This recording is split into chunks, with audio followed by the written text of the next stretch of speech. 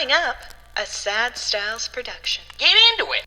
Hey, Andrew, I got a great idea for a new TV show. Oh, okay. We'll call the streaming services. Yes. I'll write. I know all of our writing friends are pencils down right You're now. a scab. Which is a great opportunity for me to get my foot in the door. 100%. All right. Yep. Okay, so here's what I'm thinking. Okay.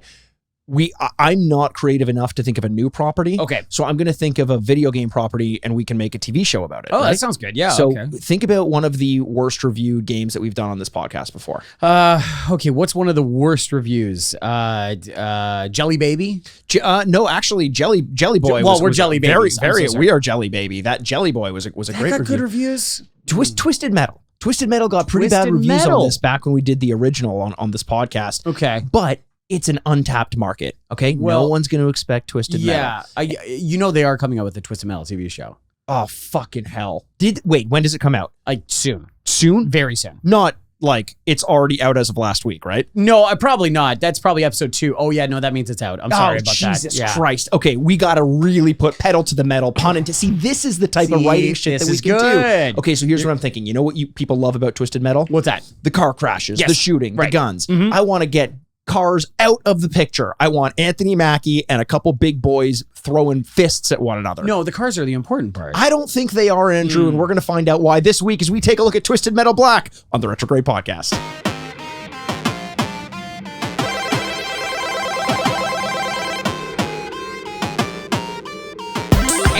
Welcome to the Retrograde Video Game Podcast, where this week we take a look back at Twisted Metal Black. Oh my goodness. My name's Andrew Bascom, with me as always is the bad boy of podcasting, Mr. Bebop himself. Mikey, the sweetest of teeth, Aaronworth.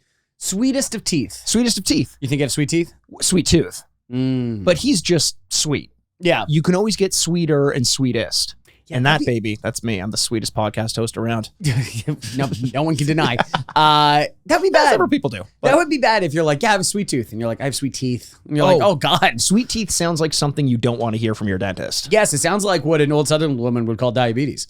So I got the sweet teeth. I got sweet teeth, honey. You know what? When you hear teeth described as soft? Ugh. Yeah. Isn't that disgusting? Let's not describe teeth as soft. Oh today. God, Instead, I had to bite down a couple times to make sure my teeth weren't soft. People with misophonia are going to be complaining all over the place right now. Oh, I'm so sorry that my teeth are chattering. Your teeth are chattering just as all of Sweet Tooth's victims would be chattering when they hear his demented little ice cream truck rolling around the corner. Yeah. When was the last time you ordered from an ice cream truck, by the way? A couple weeks ago.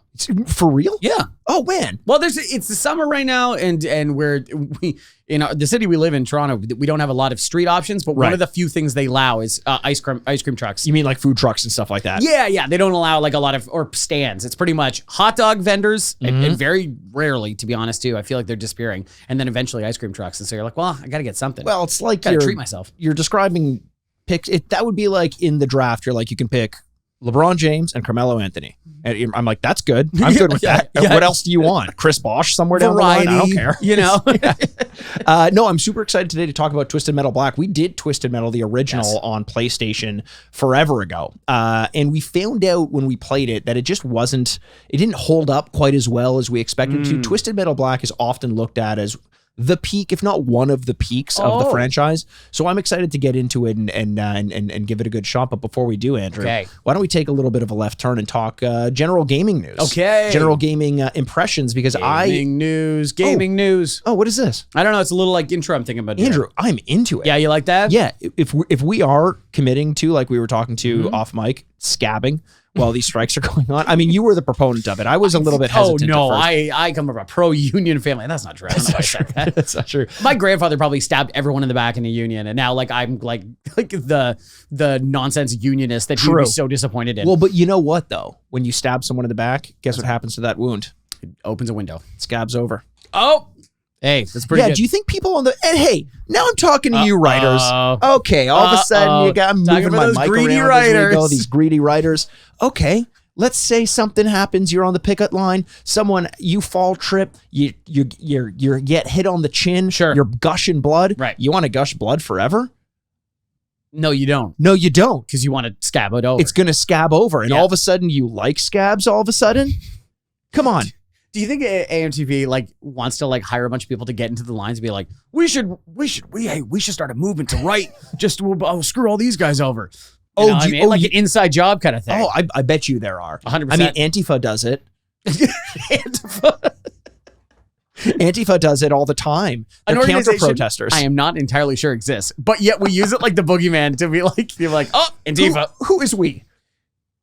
Me? Yeah, we use it like the boogeyman. I don't know that we do. Oh, you and I? Yeah, I don't know that No, we we do. don't. Yeah, and hopefully no one listening, but at the same time. Do you think we have any like very conservative listeners? Yes. Yeah, I think we probably do.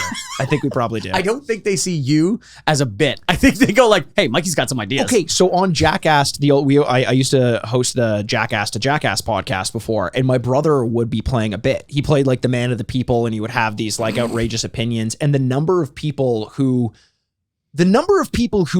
blatantly sided with him and outwardly disliked me when it was supposed to be like he's making a joke by being as absurd as he is.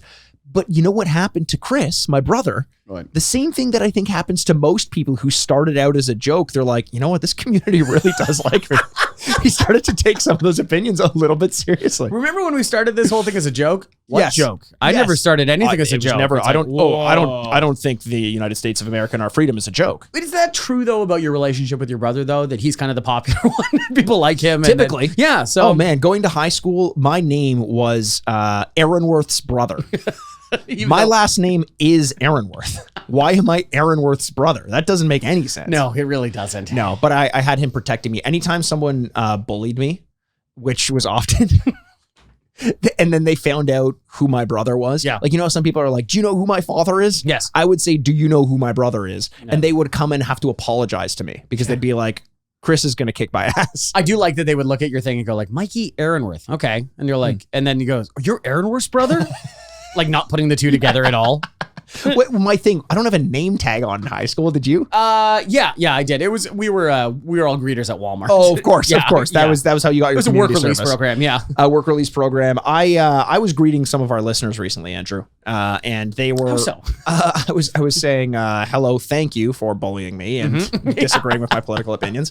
No, I've been talking to people about some games in our backlog, and there's this whole movement right now that's like, there's no such thing as a backlog. Forget it. Just go play whatever games you want to play whenever you want to play it, which I kind of like that. That's the healthy attitude. And I've started to do that a little bit. You know, there's a lot of games that I want to play, a lot of games that I want to finish, which I probably never will. But that's hey, the first step is admitting it. Yeah, that's good. Probably never will. Got a problem. But I'm so good at starting games. And over the last weekend, I started playing Control. Oh, yes. I saw you tweet about this. I did tweet about it because it was the most boring thing to say out loud. I saw you tweet about it. No, I saw you thread about it. Oh, baby. Yeah, baby. Yeah. We're all in the threads. Are we ever doing that? I don't think so. Can we not, please? I really hope we don't. I do love that people like, God, Twitter. Oh, it drives me crazy. Let's go to this company. Yes, this one's good. Meta. Yeah, Meta. I think I've had good reactions like, oh, these are the people that did. I hate Facebook.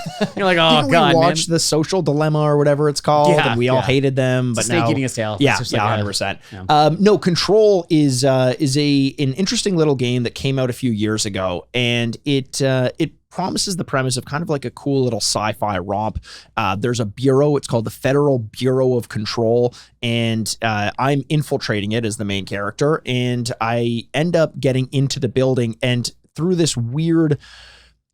everything is very kind of like hard to wrap your head around, but like within the drop of the hat, I'm the new director of the agency. Wow, congrats. Yeah, thank you. First of all, thank you for saying it. No problem. I didn't send you flowers. Sorry. I wasn't sure if like that only happened to me playing the game or if it actually happened to everyone else. Wouldn't that be amazing? It was just the 1 in a million, edition. That sounds like a Peter Molyneux game. Which actually was a game. What was it, Goddess or something like that? Do you remember that way back in the day? What's this? Peter Molyneux released a game where everyone had to like take part in almost like whittling down this massive piece of material, and whoever got to the very core of it, like the last swing of a hammer or whatever to clear away the debris, won like licensing rights on the an upcoming video game, got recognized, got immortalized in the game, whatever. And it being Peter Molyneux, the promises were way more than what he ended up giving. But yeah, whatever. Anyway, no. So I'm the director of this Federal Bureau of Control, which sounds a lot like our FBI anyway. Am I right? A lot of it has to do with telekinesis. Think kind of Psychonauts, but much darker in tone. Okay. So the whole bureau, which they call the oldest house or something like that, Fun. which is a cool name, Yeah. is kind of in lockdown. There's this thing called the Hiss that is taking over some of the employees and the members of the Federal Bureau of Control. Hiss. The Hiss. It's like an audio thing that kind of drives people mad and Cool. then takes over their bodies. I like that. So everything is incredibly convoluted, but there are moments of brilliance in it. Like in the opening, there's like the picture of the director, the old director, not me. And then right next to it, there's a picture, like in the centered in the thing is a picture of the janitor, and it's the janitor from behind. And it's this weird kind of like, almost like a Damon Lindelof thing where you're like, I don't know if I like this or not yet, but I'm definitely intrigued. Yes. And I've been feeling that the whole way through. The controls are fun. There's some telekinesis involved, some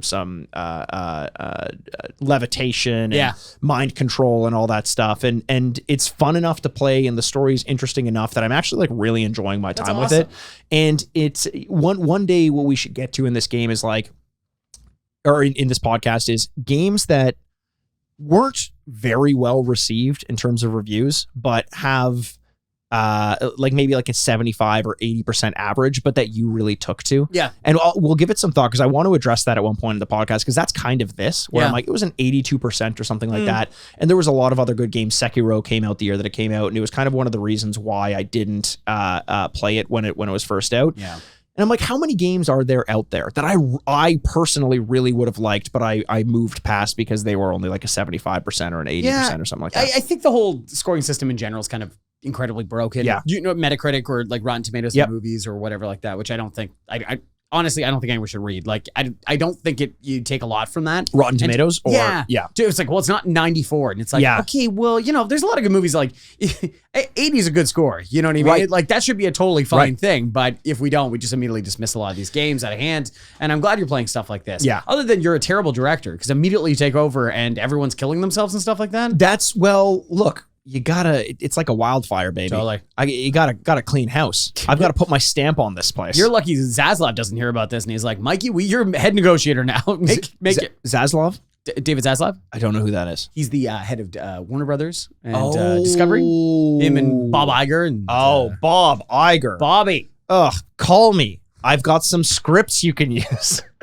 I heard there's a little bit of a gap right now, and you need to film some stuff. And I ain't talking about the one in pay, which I'm on board with. 100%. I want the pay gap. I want you to pay me less. Yes. I want no residuals, because why do I deserve them? I'm just the actor. Oh, the average writer takes, what, $42,000? Come on. 37. Let's go, 37. Bobby. Come on, they should be happy to be working for Hollywood. Yes, absolutely. They should be happy. They should be happy. That's what we all dream of doing. 100%. You want your dreams to come true and be paid for it? What is this? I like this. We should just make the stupidest arguments we hear all the time for this. Like, actors went on strike. I think Tom Cruise made $20 million in a movie. And you're like, oh, that solved the problem. Good. One actor does really well for himself. Congrats. In a movie, and we've seen everything he's done. He doesn't deserve that at all. No. So Control, and I do, it's kind of made me want to go back and play some of my back catalog of some of these lesser reviewed games, but there's also a ton coming out for the rest of this year. I haven't even finished Tears of the Kingdom. Have you had time to play much more Tears of the Kingdom? No, not really. I brought my Switch with me when I was traveling. Oh, where were you traveling to?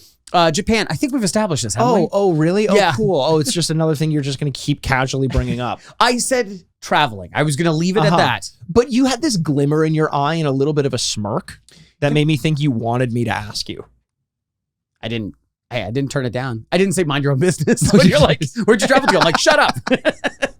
I don't want to brag or anything. Can I say one of the least interesting things on social media is people that put some insinuation about traveling or traveling a lot in their profile? Oh, Like their username or something is like Mikey travels a lot. Or like, you're like, okay, what a ridiculous notion. Because the idea is like, there are a few people out there that would go like, do you want to travel? No, I like my home. Yes. I'm good. Yeah. But pretty much everyone else is like, hey, do you want to go see a different place? And you're like, hey, I think that'd be a lot of fun. That'd be great. It doesn't make you unique. It makes you incredibly boring and weird. Yeah, it's subscribing to something that makes you seem like you have an identity, but it's just something that everyone has. Therefore, it's the absence of identity. Totally. Yeah. Totally. Yeah. It's like, Which is weird, because I where was I recently?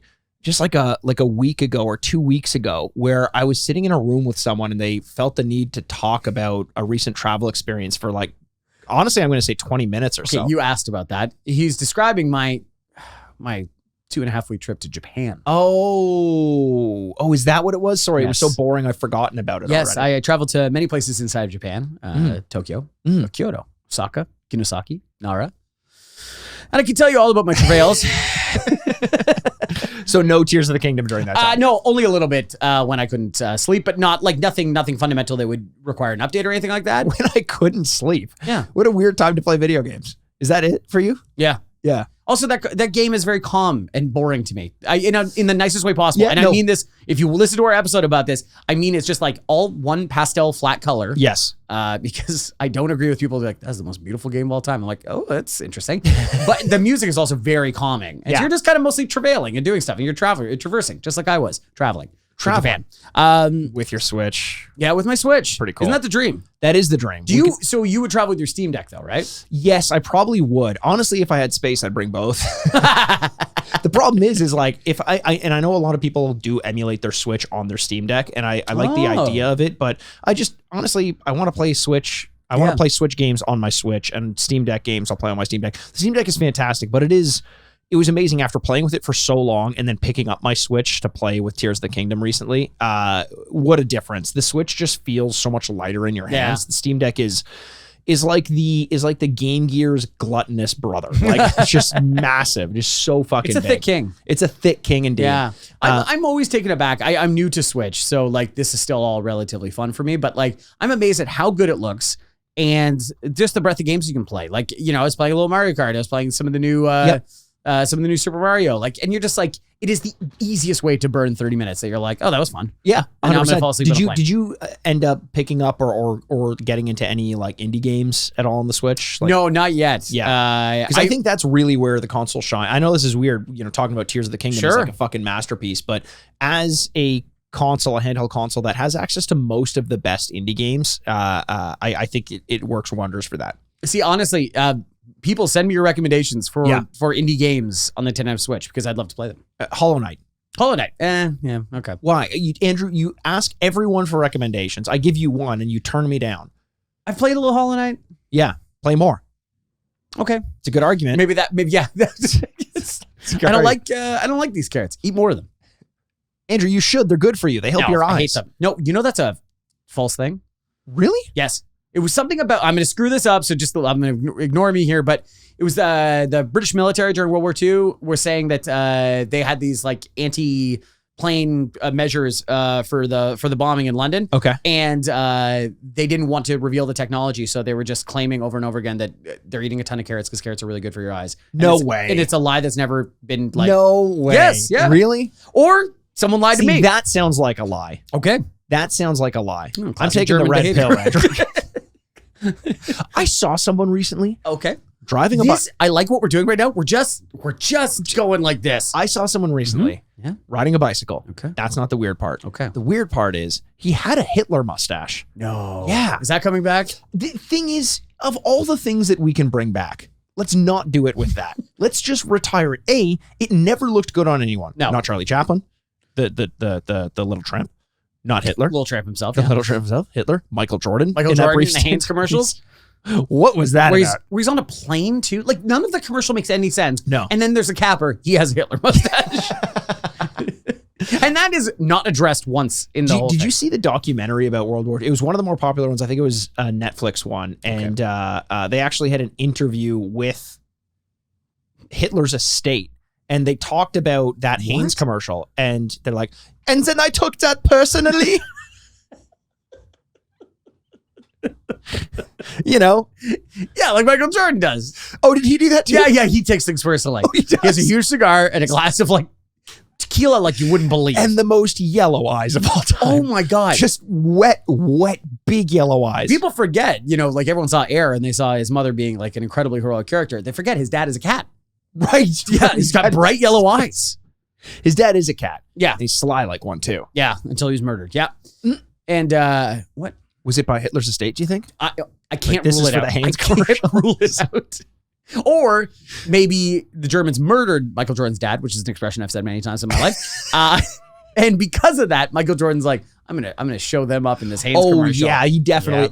And of all the places to show someone up, Haynes commercial is like number one on the list. Well, it does. When Haynes drops a new commercial, it's Yeah. news running it like kids gather. wheeling in the television from the other room. Someone turn get off the grandpas. moon landing. The Haynes ad just dropped. Got a new Haynes ad. Oh God. Honestly, isn't life an advertisement for Haynes though? All these people walking around with comfy underwear. We are walking advertisements for Haynes. For Haynes. Look how happy I am. It's because I'm comforted and clean. Comforted and clean. Go over on YouTube to see us podcasting in our underwear. Yes, exactly. Haynes. Oh, that's the episode we've always threatened to do. We have actually on each other's laps, I think, too. I think we threatened to do it nude on each other's laps. We have to do some kind of fundraiser or something like that to make sure that happens. Boy, would it be fun. Yeah. And things would be amazing. We were talking about Tears of the Kingdom, and you mentioned that the pastel colors and kind of the overall design of it didn't quite resonate as much with you. Like, it looks great, but Very are these soothing. the best graphics of all time? No. Is this the best design game of all time in terms of its aesthetics? You say no. I say no. Another guy who said no was David Jaffe. And David Jaffe was actually one of the directors and head developers of Twisted Metal, dating back to the very beginning. Twisted Metal 1, Twisted Metal 2, 3, 4. Silver, red, gold, black. No. That's okay. Pokemon, Andrew. Oh, that's Pokemon. That's Pokemon. Oh, right. Okay. Twisted Metal Black was released in June of 2001 on the PlayStation 2. It was very much a game of a pre-9/11 era.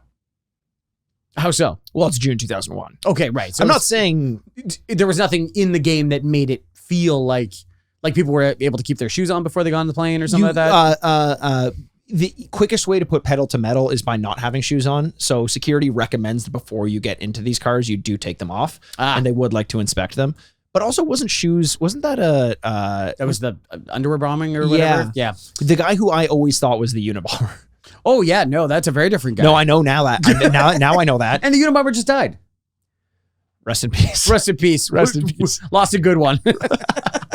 I think that was the reveal that I think everyone did, where it's like, oh, he's still alive. Huh? Yeah. Oh wow. I think we talked about that on the podcast as well. we did, okay. I had no idea that he was a thing. I thought he died in gunfire or something like that. Yeah. The way a true hero does.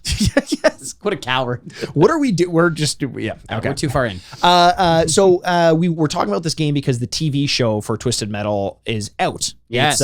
We haven't seen the first episode of this yet because we're recording this slightly ahead of the release of the first episode. And those cowards didn't send us screeners. Those cowards refused to, and we sent them so many messages and pictures of Michael Jordan. Yeah. And they said no. And we said, do you want to exchange? We'll send you screeners of the podcast that's about to come out. Right. And they're like, please stop sending these to us. Please stop sending these to us. Please stop sending these to my kids. Yeah. How do you know where my kids are? A lot of stuff, like, they're so offended anytime you reach out to their kids. Yes. Which is like, get over it. Randy, I'm going to kill your father unless you give a screener. Yes. What's wrong with that? It's just, listen, Hollywood is cutthroat. And then all of a sudden you threaten to cut someone's throat and they're like, that's not what we meant. Yeah, and then they got to go on strike because of it. Yeah. I can only imagine that's a one-to-one thing.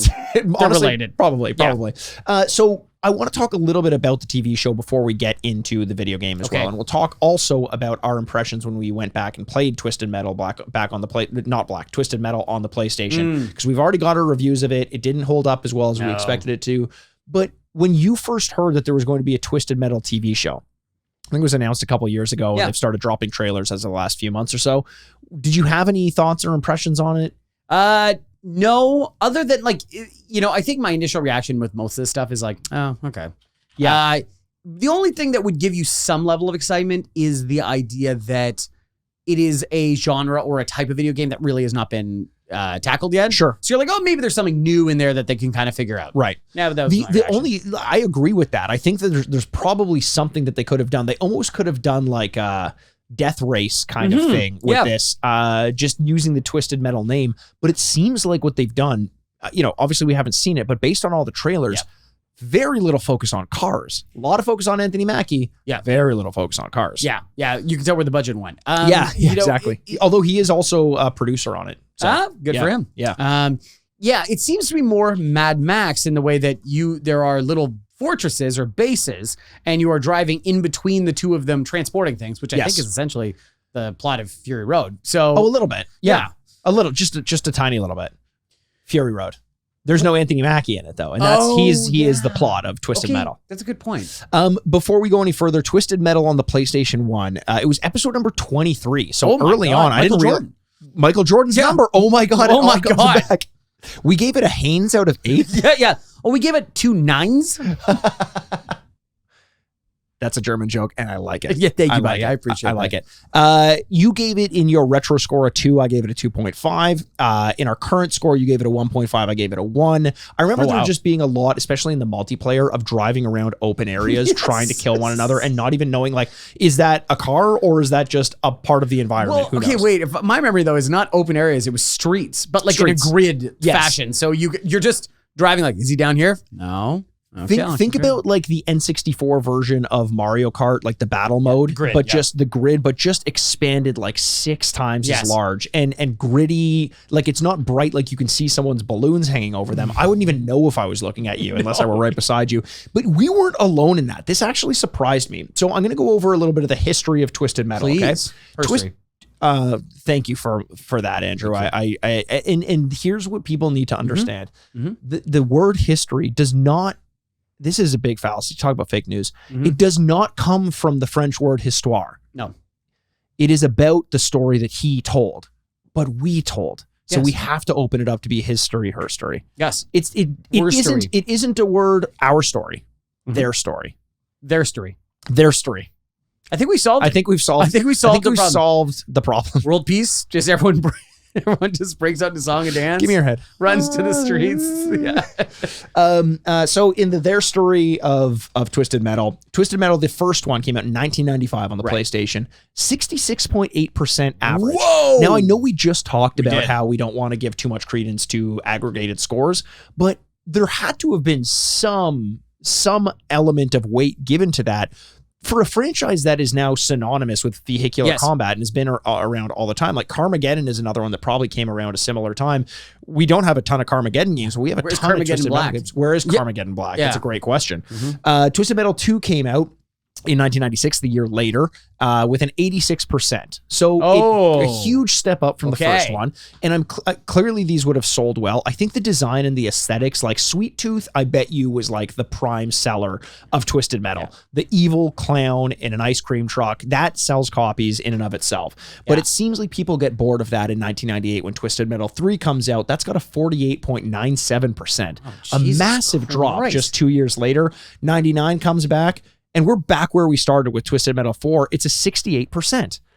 This is a franchise that seemed to struggle to find its footing a little bit. And it wasn't until Twisted Metal Black, which came out 2 years after 4 in 2001, which got a 91%. And that's the peak of the franchise. That's exciting. But isn't it wild that a game that was so tepidly received by critics, and I don't have the sales figures. I know a lot of them were greatest hits, so I'm assuming that they sold pretty well in spite of their ratings.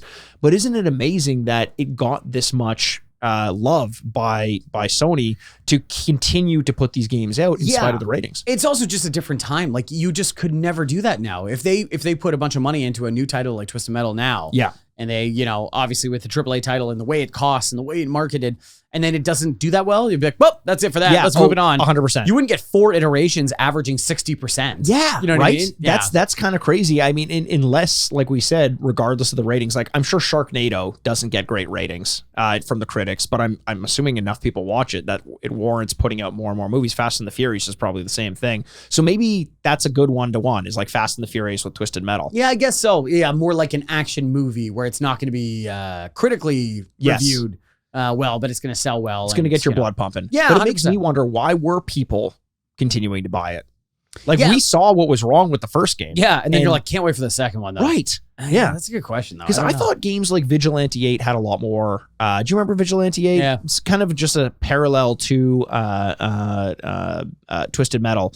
But I thought it had a bit more character. I thought it was a little bit more light. Like the thing I struggle with Twisted Metal a lot is that it's so dark and it's just so gritty. I remember playing. We'll continue on with their story of Twisted Metal. Head On came out in the PSP. That was a 79%. Head On Extra Twisted Edition was in 2008. That was a 73%. And then Twisted Metal the reboot. Sorry. How was it extra twisted?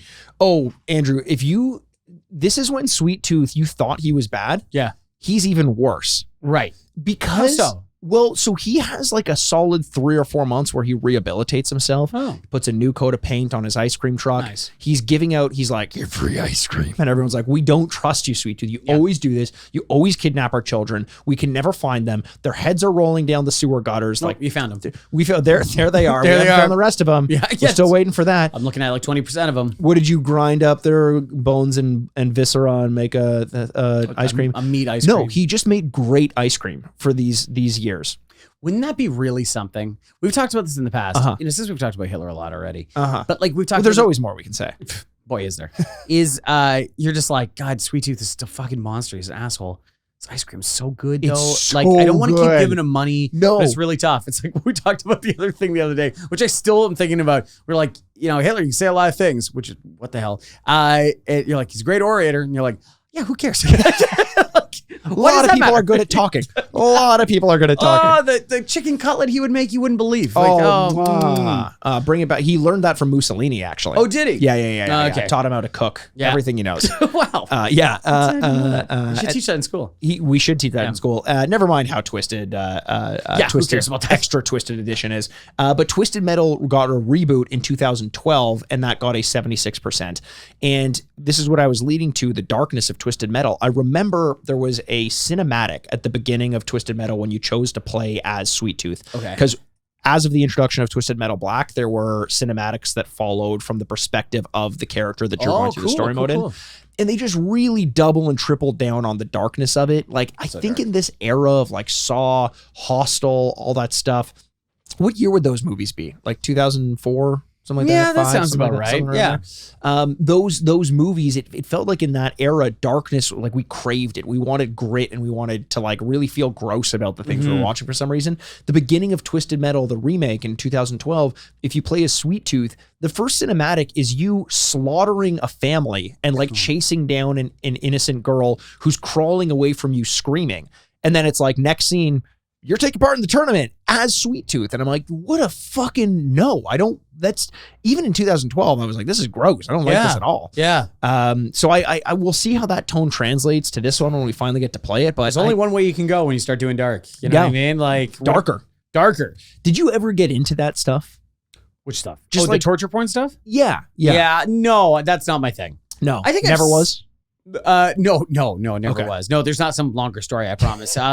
No, I saw most of them. I think I saw the first Saw, and I think I kind of stopped though. The first Saw was good. Yeah. And I think it's okay. Similar to, this is going to seem like a stretch, but whenever someone advertises a Souls-like game, one of the big talking points is its difficulty. And they're like, this game is great because it's difficulty. It's like Dark Souls. And I think people who do that, like with Hostel, they're like, this movie is great. It's disgusting and torturous like Saw. Kind of missed what was good about the original Saw. Yeah. The torture element of it and the grittiness and the grossness of it was played second fiddle to what was otherwise like a psychological thriller. Yes. And then eventually Saw lost track of what made Saw good with all the sequels. But I think that except for Saw 8, the Chris Rock one. Jigsaw. Yeah. Oh, wait, what was that one? Or no, Spiral. Wasn't it called Spiral? Yes, that's what it was. Yeah. Oh, whoa.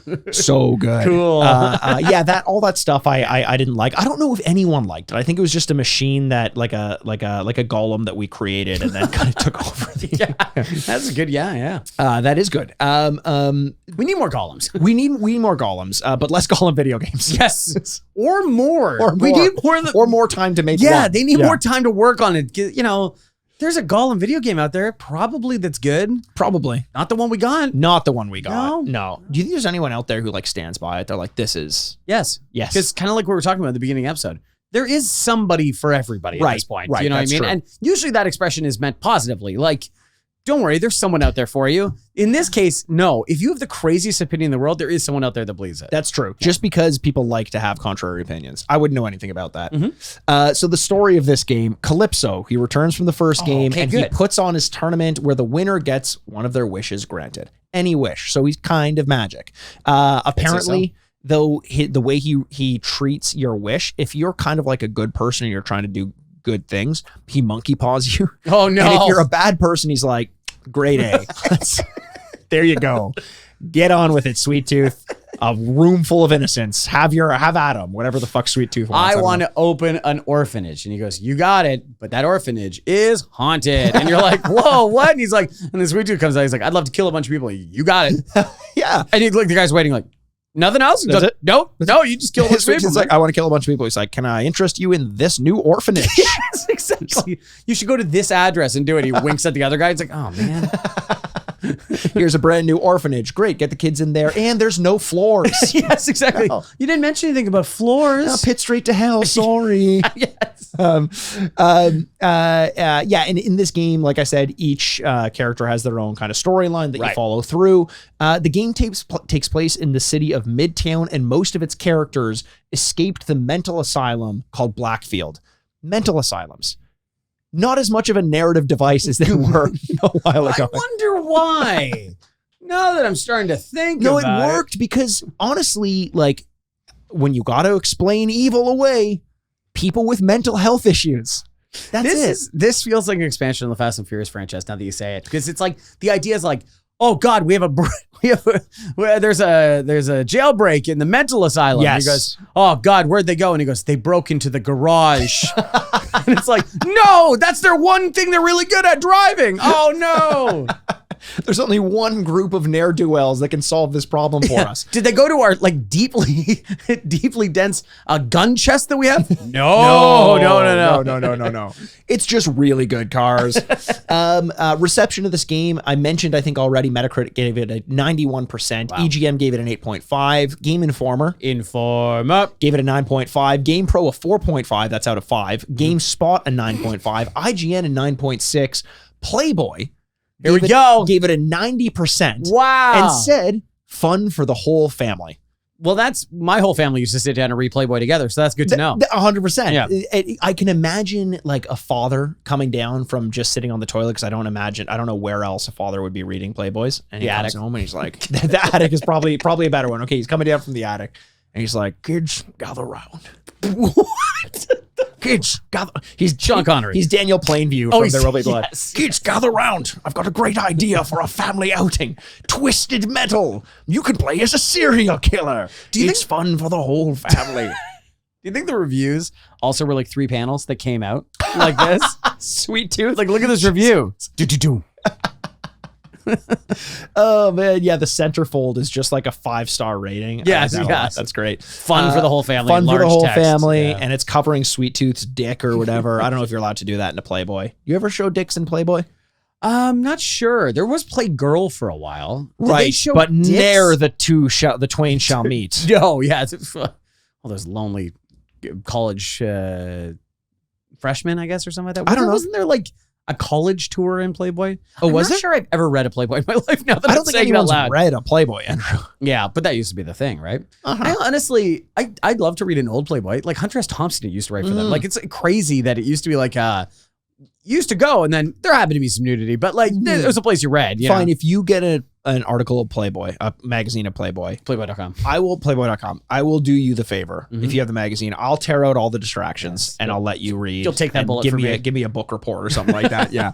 I'll take the bullet for you, just like we're going to take a lot of bullets in this game, Andrew. What was your experience playing Twisted Metal? Did you play Black specifically? No, I didn't play Black specifically because I probably gave up on this franchise, much like probably a lot of people did.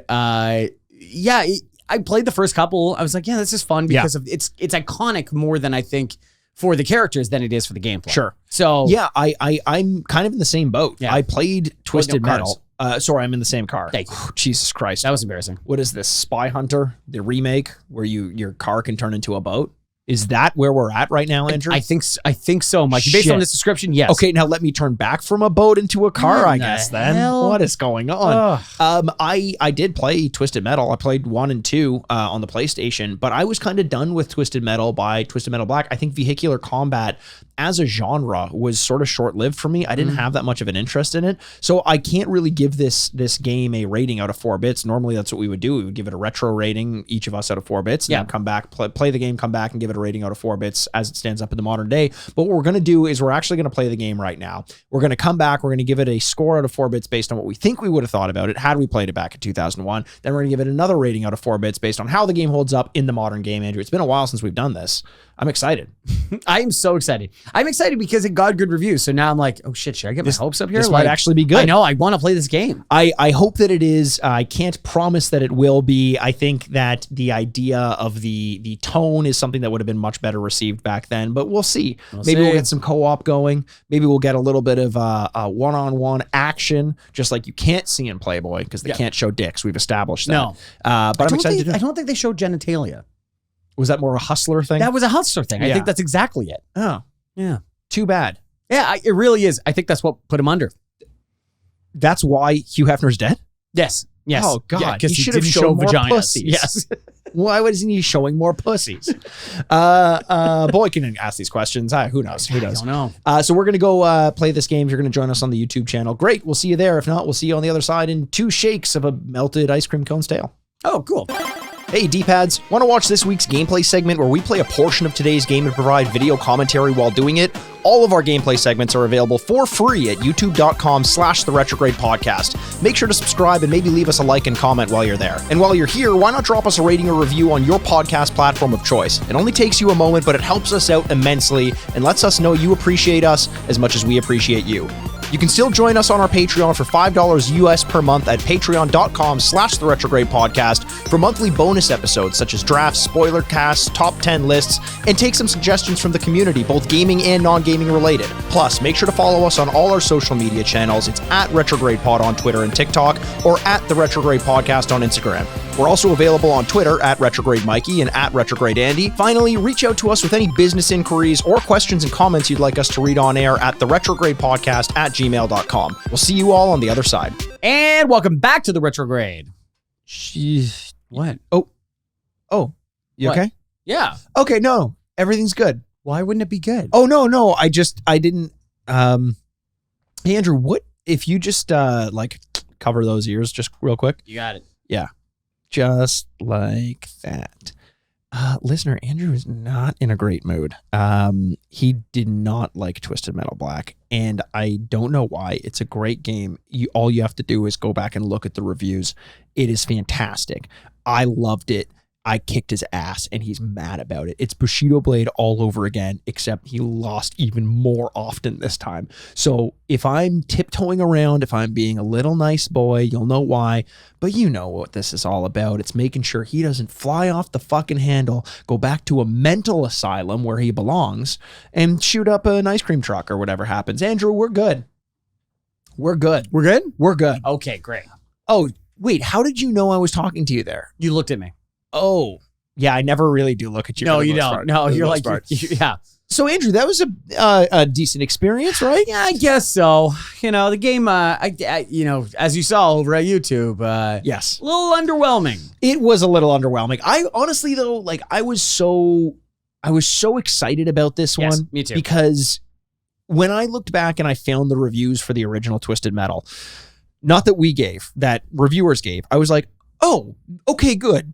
We weren't wrong. The game wasn't great. So I figured that by the time Twisted Metal Black came out, they had figured out enough to make it playable in the modern day. Yeah. Like, we're talking about Not suck. 2001. Mm-hmm. 2001 is not, it's not retro specific. Like, it's not like a retro era. Let's look up 2001 releases. Yeah. Okay. Because it is 22 years ago. Like we need to put things in perspective. Okay. This will be fun. This will be fun. Super Smash Bros. Melee. Okay. An incredibly playable game to this day. Silent Hill 2. Metal Gear Solid 2. Oh. Max Payne, which not as playable, but still. Yeah. Tony Hawk Pro Skater 3. Whoa. Final Fantasy 10. Halo Combat Evolved. Oh, wow. Eco. Grand Theft Auto 3. Conker's Bad Fur Day. Pikmin. Sonic Adventure 2, not great. Yeah. Devil May Cry, Jak and Daxter, Return to Castle Wolfenstein, Luigi's Mansion, SSX Tricky. Yo, this is a good year for games. Yeah. Animal Crossing. We were healing. We were healing from the twisted. Well, no, some of this was before 9/11. Oh, okay. Yeah. Think we were pre-healing. We were pre-healing. Yeah. The pre-cogs knew what was happening. Yes. Simpsons Road Rage. Oh! Which I bet you would be an infinitely more playable game. This is not. I know. This is not hit and run. Not hit and run. This is Simpsons Road Rage. Yeah. NBA Street. Oh. Dead or Alive 3, Wario Land 4, Tekken 4, Mario Kart Super Circuit, Spider-Man 2, Civ 3, fucking hell, Project Gotham Racing. So there were better racing games. There were better combat games. There were better fighting games. There were legit games that you can still plug in as they are today and play them and enjoy them. Why did people love this formula so much back then? I am trying not to be a sourpuss. Meow. That like. You want some milk? The cat is offering milk in this situation. Oh, you want some? These people give me too much. Oh, you're sharing. I have so much milk. Okay, cool. I can't carry it in my bindle. It soaks through. Cat's got a bindle? The cat's got a bindle. Okay. Cat's got your tongue too. I'm not trying to be a sourpuss, meow. But at the same time, I struggle to pick a specific element of this game and go, well, at least it was that. Yeah. You know what I mean? And that, it doesn't mean there's, well, it literally does mean there's zero redeeming qualities. But I mean that there's not an element to this game where you go, well, at least the graphics were good. Yeah. Well, it was fun to control. Yep. You know, it was cool that there was lots of, well, I guess it's cool there's lots of opponents. But into the point that the way that the game is styled, it is, there are so many opponents and they're also scattered around the map. There is no mini map that you don't even know what's going on to find out really in the grand scheme of things how close you are to winning or losing. Sure. I struggled on almost every element of this game. The music was okay. The music was okay. The general concept is also okay, but in practice, it just doesn't really work. I think one of the things I struggle with is, by nature, the game itself is very simple. You're in a car. Yeah. There's a maniac in it who escaped from the mental asylum of all places. You're supposed to take down other, close them down and just let them roam the streets. Honestly, that's good practice. You're supposed to take down other maniacs and vehicles. Yeah. The actual combat is all there is to the game. So if each round lasts a minute or 2 minutes, then it's not a long enough game to play through, even if you're playing through as all the different characters. Sure. So what did they do? They extended your health bar and the amount of time it takes to get through a round by 3 or 4 times longer than it should be. Maybe 5 or 6 times longer than it should be. Because they had to extend the lifetime of this game, like the amount of time that you spend playing it. However, in doing that, they made it a less enjoyable game. Yeah. If each of the weapons were a little bit more recognizable and unique, and the gameplay was honestly slowed down a little bit. Slowed down, yes. I think that there could be something here. The problem is you're driving at breakneck speeds. You're skidding around the place. It's like you're on ice, and you shoot someone, you finally make contact, and fucking nothing happens. Nothing. You barely chunk their health. You have a machine gun. Every car does. Yeah. Of some kind of chain gun that your right trigger. Your primary fire. Yeah, primary fire. Your weak fire. Yeah. And yet I had to double check that I was even shooting when I had to look to go like, oh, are there bullets coming out? Yes. You just don't even have that recognition that these things are not only being fired, but hitting anybody. Yeah. You know? The feedback of making contact and let alone making contact, doing damage is just not there. You see a little bit of an explosion, but you're moving so fast that usually you can barely see it happen. I mentioned this in the gameplay section over on the YouTube. We talked just recently about how numbers coming off of enemies when you shoot them in games is kind of like by the wayside. Like, I don't love it anymore. I think that would really help something like this. There is no dopamine release when you make contact with something. The car doesn't go flying up in the air. No. In fact, the car just kind of does what it's going to do. And then there's a little bit of an explosion and that's it. But and to the point that a lot of these maps just have bowls, kind of they're created because of hills and dirt and fences and stuff like that. So there's kind of bowls. So like even if you're driving, it's not like a huge crash. It's just kind of like, you know, you're like, oh, that's kind of fun. And I just have struggled to know, how is everyone else doing? Like you can see their health bar when they are close enough, but like it doesn't give you any of the big world, you know, sense around it. In Mario Kart, you have the map which shows where everyone is during a lap. This would do really well to have every so often someone dies and it says 5 vehicles remaining or something like that. It would help to have the leader, how many kills they have, maybe a little picture of their avatar and their health bar or something like that. That might help. Yes. Something that just gives you a little bit of context as to where you are in relation to the standings of this match. Completely. And I think my biggest thing is the actual gameplay. There is only that style of gameplay, you know what I mean? And so you get warmed up with this great cinematic, and Rolling Stones are playing, and these crazy detailed graphics of people's faces and what Sweet Tooth looks like, and the cars are flying out of the walls, and they have rankings and stuff like that. And you're like, fuck yeah. Yeah. All right, cool. Then you play the game, and it is nothing like that at all. It is nothing like, there's no detail. You can't see anybody. It is so small. Also, the cars are so small in the whole thing. I was like, it's such a disconnect between the two things, the presentation. That's a great point. The cars are so small that you can, I should always know what I'm up against when I see a car on the horizon. Yes. Some discerning feature, color, something like that. The color palette is so gray in this. And ultimately when I see other cars, I do think it is the size of them that makes me not know what I'm up against or who I'm shooting or fear them or something.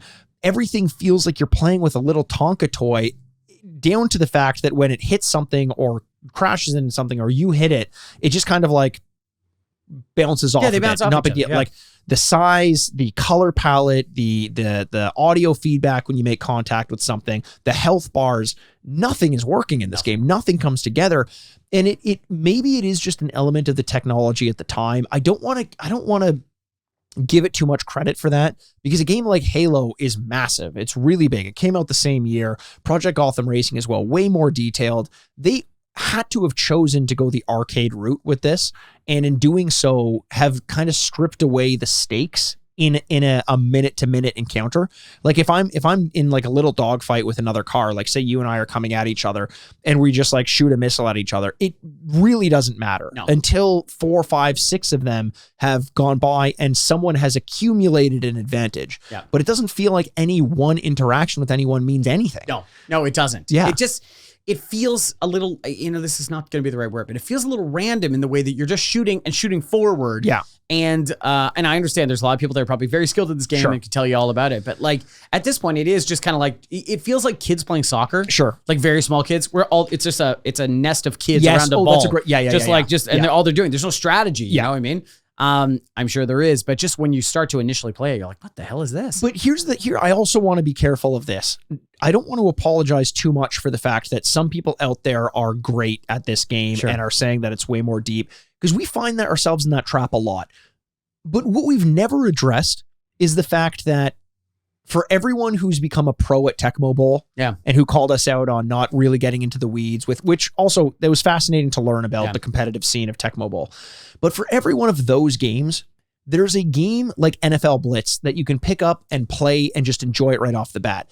If you hand this a controller playing Twisted Metal Black to someone, and then you let them play it, and then you sit them down with Mario Kart Battle Mode, they're easily going to understand way better what they're doing in Mario Kart, what each of the weapons do when they make contact. The feedback is just so much better, and that's immediate. I don't have to learn these weird systems and get better, because to be honest, if I play Mario Kart, I want to get better at that game because I want to keep playing it. Right. When I play Twisted Metal Black, I don't want to get better at this game. It's not even like an Injustice where I'm like, oh, I'd like to get good at this fighting game because I'm already getting this feedback of there being cool animations in this and exploding events and superpowers and all this stuff. It's all just rudimentary and it's all pretty boring. Yeah, I would agree with you. The thing that the biggest disconnect between the presentation and the gameplay, what I was talking about, is not really the details, because so be it. A lot of games at this time, we're able to put really beautiful cinematics together and then the game looks like whatever. Right.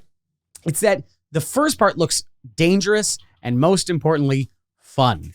And then you play the second game and you're like, is this fun? Yeah. I don't know if I'm having fun. Yep. And I think, and at the end of the day, if you're not driving around with a missile car and blowing up other cars and it's not fun, then what the fuck are you doing? That's a great point.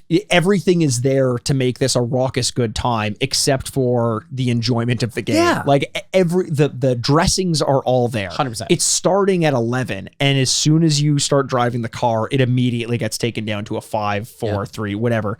It's playing from ahead, and then it loses that advantage immediately. Amazing to me that this game got the reviews that it did. I'd love to go back and read them and understand, because I read a couple, and a lot of them were like, these graphics are great and the storyline is great. And I'm like, a shoehorned in storyline about a serial killer clown, like, not to get too cynical, I think that there can be some camp element to that, or it could be fun or whatever. But if it's just the FMV, which you get, I think you get one at the beginning of a story mode, one in the middle of a story mode and one at the end. And in the middle of that is just this vehicular destruction, which doesn't really feel that different whether you're playing as one vehicle or another. Doesn't feel great when you're making contact. Feels terrible when you're dying because you're like, I guess, like whatever. I don't know how this ended up getting like 90s. That's crazy to me. And it does seem consistent with the rest of this franchise that, like, for the most part, they've been pretty low scoring. Yeah. You know what I mean? And you're like, yeah. So what is it that separates this? Yeah. Why is this one the gold star? It's a great question. I don't know. Someone's got to tell us. Well, Andrew, why don't we get into this then? Let's give this a review, because we do have experience with Twisted Metal, but we don't have experience with Twisted Metal Black specifically. We can't give it an accurate rating based on our subjective experience with the game back when we played it. But why don't you give it a rating out of 4 bits based on what you think you would have thought about it had you played this game way back in 2001? Yeah, 2001. It would have been my first year of high school. So a good time for video games. Yeah, a lot of free time. Yeah, that's not true. I didn't have a ton of free time, but whatever. You were hanging out with the jocks. You were being invited to parties. Yeah. I gotta go to the mall with Jessica today because she wants to bring me into the change room with her. Wow, that's pretty advanced for a Friday, I guess. But yeah, also kind of, yeah. And so I can't play with Big Sweet Tooth. I can't play video games anymore. My life is so hard. Jessica, stop smooching me. I need to go play with Sweet Tooth. Meow. This is the cat? The cat's there too. Why is a cat always on your shoulder? Meow. He hangs out with me. It's like a Pikachu kind of thing. The answer is I probably would have liked this a little bit more as a kid. I think there's kind of no way around. There's the general randomness and destruction that I think a kid, a stupid idiot that I was and am, would be attracted to. You know, I just think that carnage element of playing with a bunch of friends would be fun for the sake of hanging out with other people. Funny enough, we never talk about co-op. We talk about couch co-op all the time. And even though we just did it, we're like, man, this sucks. Yes. Just unrelated to that. 100%. We're desperate for couch co-op. And we're like, it's not fun. Yeah. So I'm going to give it a higher score than I think I will in the modern day, but not that high of a score because at the end of the day, I still don't think I would have liked that much. I'm going to give it 2.5. 2.5? Yeah, I think that's totally fair. And I'm trying to take a lot of things into account when I give my review. One of the things I have to consider is that the game got great reviews. Okay. So clearly there's something that I'm missing. But another thing I want to take into account is the fact that I'm no stranger to vehicular combat games. I played Vigilante 8. That came out in 98. That was 3 years prior. So if a great vehicular combat game were out there, why didn't I want to play it? Was I dead? Was I kind of like sick on the formula? And if so, then I clearly wouldn't like this game that much. The other thing, which I think is the most important thing for me to consider when I'm giving this game a review, 2001, we're now at a time when the shift from mayhem in video games goes towards tactics. Halo Combat Evolved is not run and gun, Duke Nukem, Doom, shoot the shit out of everything. Metal Gear 2, I mean, even Metal Gear 1 was like, that was tactical espionage action. That was slow it down, do things with precision, do it the right way. You know, I'm sure there's other examples on there, but it was a time where it was more about finesse than it was about big explosions. And there's always going to be a place for both, but I think for my personal taste, I was moving more towards the finesse thing of like, video games are mature, so I want a mature experience, and mature doesn't necessarily mean, isn't it crazy we can watch a demented serial killer clown kill someone and be on their side or whatever. I'm going to give this one a 2.5 as well. Okay. Okay. I think it would have, I think it would have made a good rental. I think it would have been fun enough. No, you know what? I'm going to give it a 2 because I keep going back to the fact that I rented games every weekend at this point in time. Yes. Why I skipped past this? There was no Jessica. Jessica didn't like me. I was hanging out with the cat still. The cat was telling me about Jessica.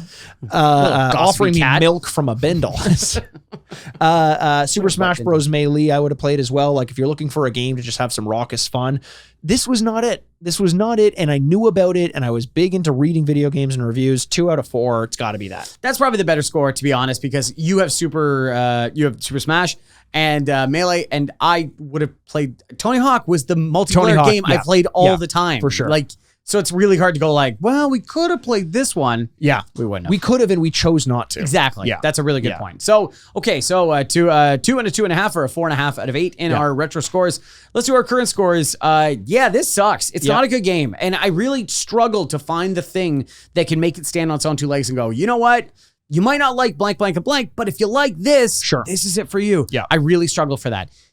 It's not the worst game we've ever played, but it is so uninspiring. It is so bland. And it, which is so funny for this like extra twisted metal black. Oh, it's so dangerous and fun. And there's a clown and all this kind of stuff. And you're like, and then you're just kind of go, what the hell happened here? And I just, so if we've played worse games that are trying something, I actually think it's a bigger red mark against this, that it was just nothing at the end of the day. Yep. I'm honestly going to give this a 1 out of 4. This is not a good game. I'm bouncing between that and a slightly higher score, only because I think we gave Twisted Metal the original around that as well. But honestly, in my mind, it's hard to differentiate the two. This game is better than Twisted Metal 1. Sure. Of course. I get that. It's 5 years later or so, 6 years later. It feels like the world is a bit more populated. It's easier to find one another in a competing map. But does that make it more playable or more fun to play? Not really. I would always tell someone in the modern day, if you want a vehicular combat game, there are better ones out there. This is not it. And I think one of the things that ages it worst is kind of what you're hitting on. This game really swung for the fences in terms of the story and the background and the darkness of it. But edgelord ages terribly. And this game screams of it. And this is no shot at David Jaffe, because I think David Jaffe comes under a lot of scrutiny often. His work on God of War can be, I think also can be said to be pretty edgelordy as well. But at least the gameplay and the story in that plays a little bit better. This is just to say that this is a game of a bygone era, and that era has been gone for a long time. I'm giving this one a 1 out of 4 as well. Oh, really? Yeah. Okay, so there you go. So that's a 4.5 with 2 1s. That's a 6.5 out of 16. Not great. Yeah, not great, Bob. The edgelord thing, I'm so glad you brought up, because it is so true. It's its own fault too, with this fucking cinematics and all that great stuff, because I really like that stuff. Unfortunately, I can't play that part of the game. Yep. But it's all that stuff where it's like, can you imagine if you're in the line for a ride at Disney Park and they're just like, hey, are you excited for the most fun ride you've ever been on? You're like, oh, it's like this and it's like this. And they're explaining and they're showing you videos. And then all of a sudden they show you this nothingness. Yeah. They show you such a deflating thing. It's its own fault that it's setting you up. That's true. For this very mid experience. It's like, was it The Simpsons? Was it Bone Crusher or whatever that Bone Saw or whatever? Yeah, whatever that they game, liked it though. The game. Oh, they did like it? But it was good. Yes. Oh, okay. Because I was going to say, it's like you have the commercial and it's like this big setup, and then the end result is like, meh. No, Millhouse turned into Thrill House. He loved it. Or Thrill How. I honestly, I think we could talk about it, and then it just sounds like we're complaining about a game that didn't ask for our opinion on it because it was back in 2001. But that's what we're here to do. We're digging up a body at the funeral to make fun of it. And we're like, get out of here. We're digging up a body, and we're like, this thing smells like decay. So this stupid piece of shit. It's so brittle. What the fuck? Did you ask for this? Is this the cat? Yeah, we buried the cat. Yeah, it's Pet Cemetery. So Andrew, there's only one thing left to do. Yes, and we've got the score. We got to make our way over to the red carpet. I haven't been to this red carpet in so long. We haven't been there, so let's take our time getting there. Yes, and we're not going to jump in cars. We're not going to jump in cars. Okay. So you just take your, and the first one who gets there. Okay. Just kidding. Oh my God! No, We've been waiting for it all year. The most glamorous award ceremony of the week, ladies and gentlemen.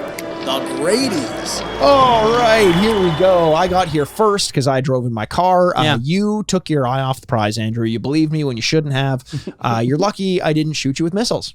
I'm pretty lucky of that every day, I guess, in a lot of ways. That I don't shoot me with missiles. That's always an option. Right? Don't you forget it. But you won't let me. I won't let you. Yeah. It's great to be here. Love being on the red carpet. Great to be here. Todd Snap is. Thanks for the invite. Yeah. The glitz and glamour. I feel like they've been waiting a while for us. Yeah.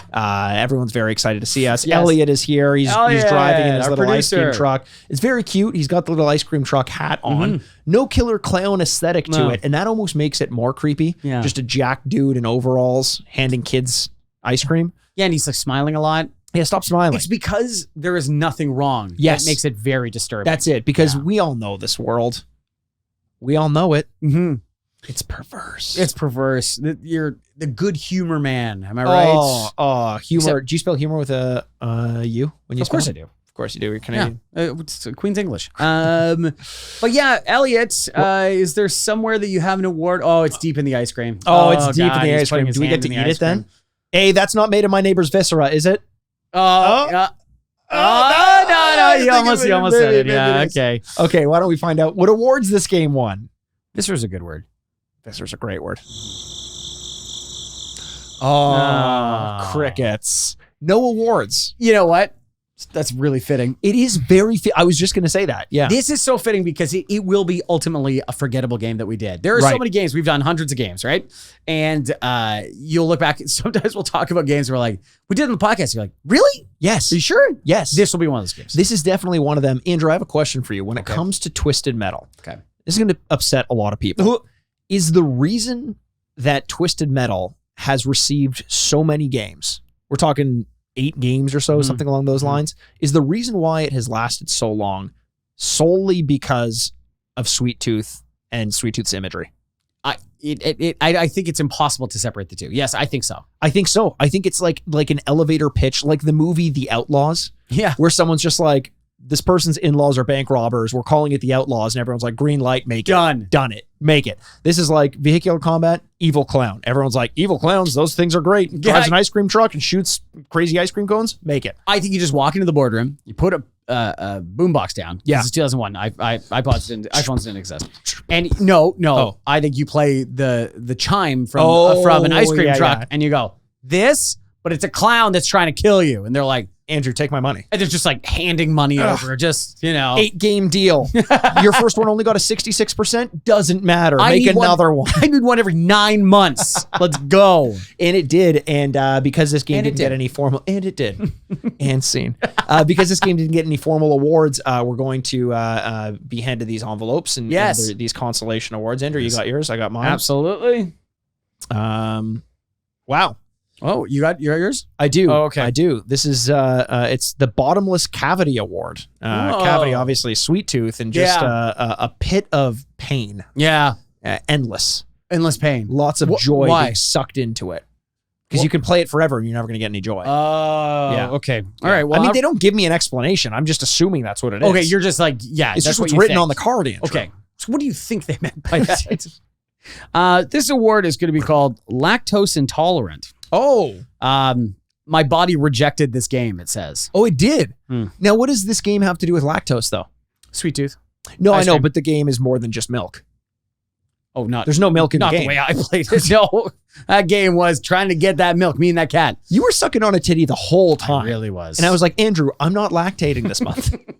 This month? Yeah. I'm on an on and off schedule. I don't know if women are listening to this podcast, but no, we do cycle. We menstruate through our nipples. We do. We lactate. Every man does. We're just lying to you. That's true. Yeah. We have just all agreed to lie to you guys. I've got nipples. Can you milk me? Very good, De Niro. Bobby. Two great awards. If you could add a car to Twisted Metal, if you were a character, do the whole thing, you know what I mean? What would you do? I know I'm putting you on the spot. I would make a one of those e-scooters that drives through traffic, assuming it is a full car and is just going to hurt itself or someone else. That's very good. What would you do? I would do a city bus. Oh, and it's full of people. Oh my god! And so what happens is if you break, they all hop out and attack the car. Oh, that's fantastic. And then they all pile back onto the bus. I like that a lot. Mm-hmm. I remember in Vigilante 8, there was like a public school bus that you could drive as, and its special move when you unlock it, it farts out exhaust, and then it just becomes like this poison gas cloud. And that's a great idea. When my brother and I saw it, we laughed our fucking asses off. It was brilliant. I love the idea too that like you look at about movies too, like Dracula Dead and Loving It or something like that. And you're like, Mel Brooks is, by the way, last movie. And you're like, to me, that's cinema. Yes. Like, as a child. And now you're like, oh, it's one of the most disappointing last movies of any director's career. And you're like, we couldn't be speaking about the same movie. Clearly. He's dead and loving it. He's a vampire. The jokes write themselves. What are we doing here? Culture. These uncultured swines. 100%. Yeah, absolutely. Yeah. Richard Roper. Your favorite reviewer from the Chicago Sun. Well, thank you so much for listening, everybody. We love every single one of you, and we can't wait to talk to you soon. My name is Andrew Baskelman. With me, as always, is the bad boy of podcasting, Mr. Bebop himself, Mikey Aaronworth. This is the Retrograde Podcast. Game over. That's a circus.